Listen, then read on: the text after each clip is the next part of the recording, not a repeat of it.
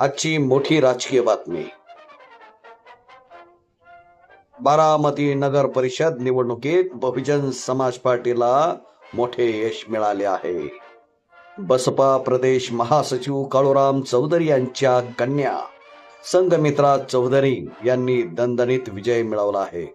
इतकेच नव्हे तर बारामतीसह इतरही अनेक जागांवर बसपाने विजयाची पताका फडकवली आहे. सर्वत्र बसपाचा परचम लहरताना दिसत आहे.